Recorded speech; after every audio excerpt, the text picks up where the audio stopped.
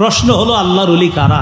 তো আপনাদের মাথায় এসে গেছে যে হুজুর আল্লাহর ওলি বলতে আপনি যদি এখন বিশাল বড় একটা সিংহাসনে বসে থাকতেন আর দুই চারজন আপনার পা টিপতো তো বুঝতাম আপনি আল্লাহর ওলি, মানে ভাবসাবার কি এরকম।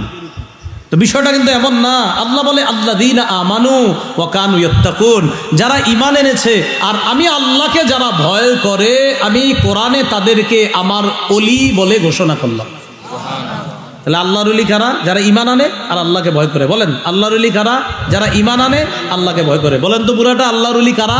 যারা ঈমান আনে আল্লাহকে ভয় করে।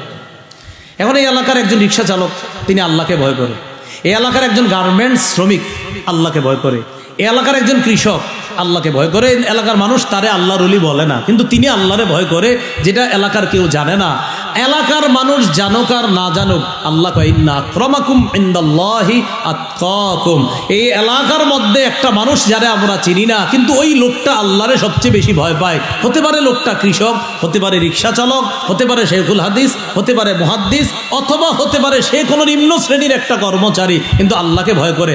আল্লাহ বলেন তুমি পৃথিবীর সবচেয়ে সম্মানিত বলে আমি আল্লাহ ঘোষণা করলাম।